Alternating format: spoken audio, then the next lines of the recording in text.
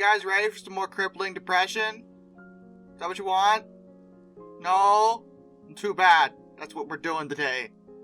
This time I decided to get a little creative and talk about some opinions, some slight opinions, involving locomotives that did not get preserved, but I think should have been preserved. There's a lot of examples I could have put on here.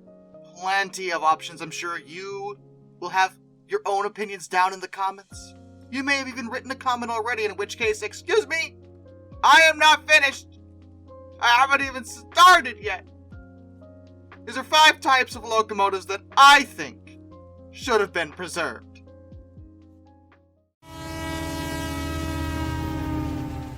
The LMS Kitson 040ST. This is a bit of a vanilla choice, I admit, and a bit of a more obscure one, but look at the baby. Look at the baby. It's a baby.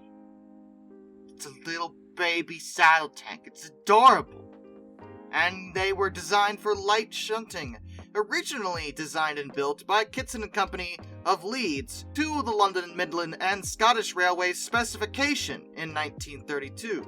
The originals were numbered 1500 through 1504, and they were really similar to a lot of other shunters that had been built for industrial uses. LMS actually classified them 0F, and eventually they would fall into the hands of British Rail. Oh, hi! Hello! You haven't appeared in so long. I thought my trauma was over. But no. Anyway, they were actually renumbered to 7000 through 7004 by LMS prior to this, and when BR got them, they renumbered them again, adding 40,000 to their numbers, so they were 4700 through 47004. And British Rail actually liked them well enough to construct an additional 5 at Horwich Works, numbered 47005 through 47009, though they did differ slightly from their original sisters, having shorter saddle tanks with extra space given for longer coal bunkers. Other than that, they were pretty much the same. Adorable little shunters that lasted until the end of steam on British Rail. But there were only 10, and being in such small numbers, they were easily disposed of very quickly. They were withdrawn between 1963 and 1966, and not a single one was preserved, which is really annoying to me because A, adorable, B, they're small. It is much more comparably easy to find a place to put a really small little baby engine. You can put that thing anywhere. You can put that in the garage. You could find one place for them. Nowhere. Well, no. They're all gone. And it's sad. The Pennsylvania Railroad Class S1. Yeah, this one was a given. I think in terms of my personal opinion, the idea that this engine wasn't preserved is just disgusting to me. I understand that finding place for this would be a lot more difficult than the previous entry, but man, just goodness, she deserved to be saved. This was a one-of-a-kind engine, nicknamed the Big Engine. Because she was big. Really, really big. She was a single experimental duplex locomotive, and she was the longest and heaviest rigid-frame reciprocating steam locomotive that was ever built, period. With a unique 6-4-4-6 wheel arrangement, she was completed on January 31st, 1939 at Altoona Shop, and was numbered 6100. She was an incredibly impressive piece of equipment and possibly, unofficially, broke the speed record for steam locomotives. There are stories of her exceeding 152 miles per hour, though because this was unofficially done, the Mallard's record still stands. But she was insanely powerful, and crews liked her. She rode very smooth, and helped the Pennsylvania Railroad coast through very busy wartime traffic. Monthly mileage reports showed her racking up over 10,000 miles, compared to the Pensie's workhorse, the K4s, which tended to average between 6,000 and 8,000 miles. Still really impressive, but the S1 was putting in work, which is arguably even more amazing for her because they could only run her on certain parts of their lines. She was so big that certain areas just flat out could not accommodate her at all. So they ran her where they could, and ran her very heavily, but she performed very well. She did have some issues involving wheel slip, but no serious incidents occurred during her time in service involving that issue. Plus, wheel slip is something that duplexes tend to suffer from in general, so it's not surprising that she was susceptible to it, but again, it never really seemed to affect her that much. And she was an excellent steamer, and crews again absolutely adored working on her. She was eventually withdrawn from service just after World War II in 1946. It's believed that was her last run anyway. However, she lasted until 1949, and Pennsylvania Railroad's board did discuss preserving her because they knew that she was one of a kind and knew that she was a very special engine, but they needed money. Really badly, actually. So, in 1949, she was scrapped. Yep. And it's just upsetting. It's just really upsetting. You know? By all accounts, she was a magnificent piece of equipment, and you just threw her away.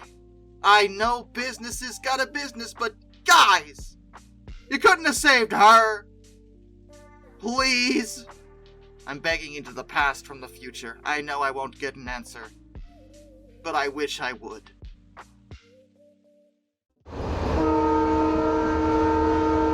Any New York Central steam locomotives. Oh no.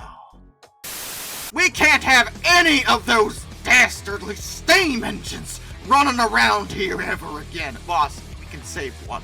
We can save just one. Yeah, what's wrong with the— Never!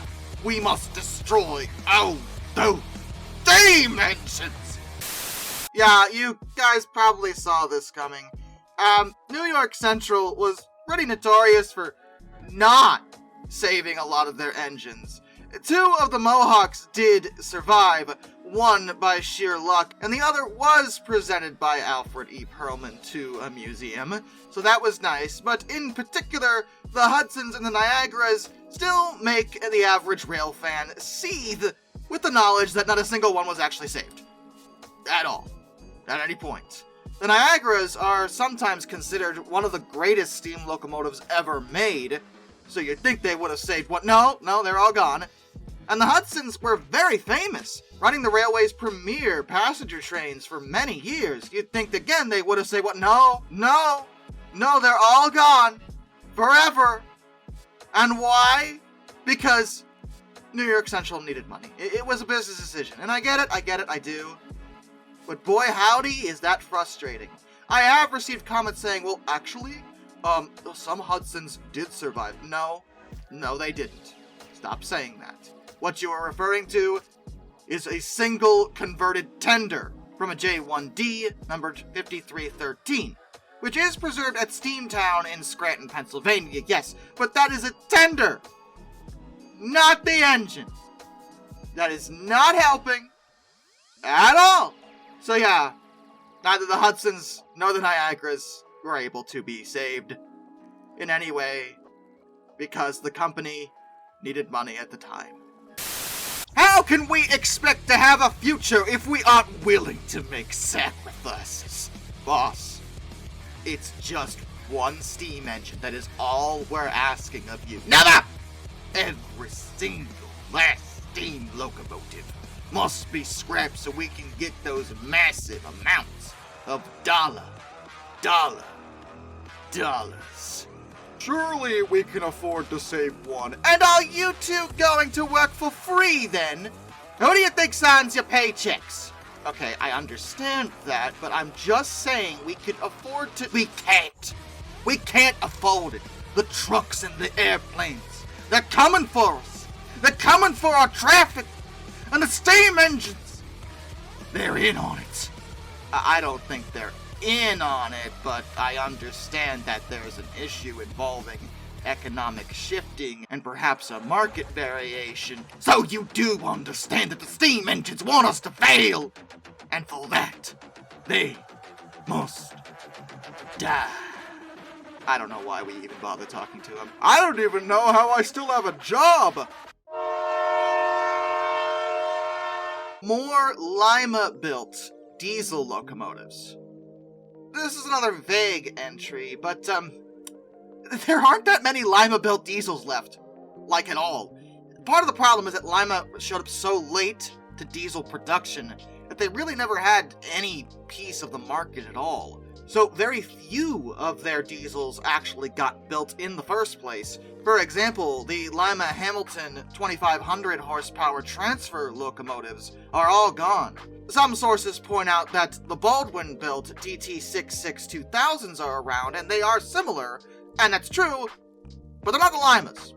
They are different, and yeah, they're gone. That's neato. And the Lima LRS 1200s are also all gone. Every single one of them. It's great, you know? Just wonderful. Now, there are a few Lima switchers still around. Only a handful, though. Like, I think 4, maybe 5, of different classes. And oddly, most of them are in the same place. They're at the Whitewater Valley Railroad, which is a heritage railroad in southeastern Indiana. So it is nice that those are saved, but yeah, it would be nice to have more preserved Lima stuff.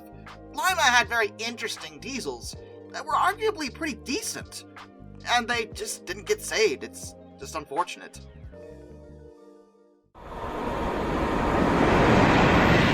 The British Rail X WD Austerities 280s. Now, some people are probably already yelling at me in the comments about this, but I have a very good reason to put this on the list. I actually wanted kind of a wholesome story at the end of this, and technically speaking, this is its own thing, because these are the ones that operated under British Rail.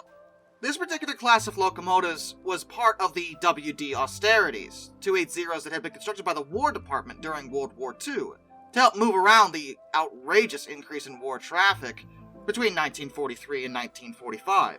But after the war, they had to downsize quite quickly, and they were surplus. So in 1946, the London and Northeastern Railway bought 200 of them, and they called them the Class 07s. They actually quite liked them. They were very good locomotives for what they were, especially given how quickly they were built. By the end of 1947, they actually had another 278 on loan. But then came nationalization, and British Rail rears its ugly head once again. In my face. Always. Forever. Unicycle lion forever. I hate it. The British Rail actually wanted more of them. They purchased 533 more 280s, including all of the ones on loan, thus giving the class a total of 733 members. A very impressive amount, though a lot of them needed to be overhauled before being put to work, so they weren't activated all at once. They were used almost entirely on freight services, which to be fair was their original intention anyway. Most were left on the former LNER system, but some were moved around a bit, and the last ones wouldn't be withdrawn until 1967. And they were all scrapped. All of them! You had 733! You couldn't have saved one? You've gotta be kidding me, but there is a bit of a bright spot here. See, I mentioned that these are former WD Austerities, and that is true, and all the ones that were purchased by British Rail were scrapped. However, not all of them wound up in the hands of London and Northeastern. Some of them were sent to other places to be gotten rid of, and they weren't all scrapped either, as there were originally 935 of these engines. 2 were retained by the War Department and 3 were scrapped. We've already discussed the 733 that wound up with British Railways. 12 were exported to Hong Kong. Those would eventually all be scrapped. And another 184 were sent over to mainland Europe, most of which wound up in the Netherlands, working for the Nederlandse Spoorwegen, which is a phrase I haven't gotten to say in a while. One did also go to the USATC.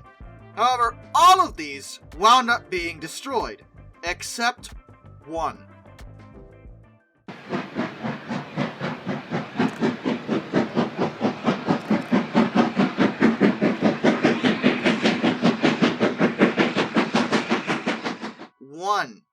of the WD Austerities did survive. Not one of the ones that ran under British Rail, yes, but one of the ones that went to the Netherlands. WD Austerity 79-57. Once the war was over, she was sold to Nederlandse Spoorwegen, where she became part of the NS 4300-2 class, and numbered 4464. The Dutch eventually got rid of her, but did not scrap her. She was then sold again to Statens Järnvägar, which is the Swedish state railways, where she was dubbed the Class G11, numbered 1931. It was realized that one of the Austerities did manage to survive, and the Kiley and Worth Valley Railway over in England chose to save her. They ran her in her Statens Järnvägar condition for a few years, but in 1993 began work on restoring her to original condition, dubbing her British Railways number 9733, even though she had never operated under British Railways like most of her sisters had. As of July 2018, she's being stripped for an overhaul, but the last engine of these war babies did manage to escape being destroyed. And though her British Rail sisters are all gone, she's home. The last of her kind.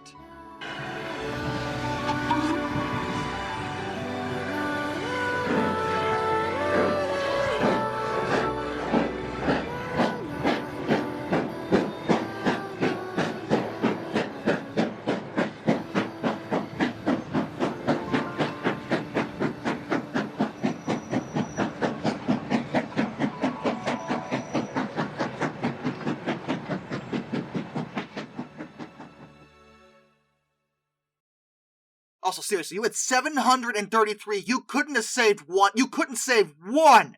733. They're all gone. Are you kidding me? And with that, a special thank you to all my underwater train finders, Some Dude 267, Orange Glass, Benjamin Owens, Anzac A1, Arthur Roy, Brian, Jack Carson's Railroad Videos, Lord R444, A Person 723, Ro Hudson 2860, Isaac for 1405, Charles Kwiatkowski, Matt Weaver, Tom Red Lion, NS Productions 8104, Wheeljack 8401, Rescues Greyhounds The Baxter, Caleb Crosswhite, Ohio Trucker 1, Andrew Bowen, Josh Johnson, Hayden DeGrow, Caleb Rainwaters, Prez Drenton, Master of None, Mr. Sleepy, Travis Zielinski, Jared Brussel, Joshua Long, Hannah Bird, Amtrak 2024 Productions, Tommy Rossini, Ben McCullough, Panzer Kitchen 131-232, Mark Holding, Dr. Racer 78, G Wiz, Mr. Terrevel, Liam Wright, and of course, my dad. Till next time, this is Darkness, and I bid you all a fun farewell.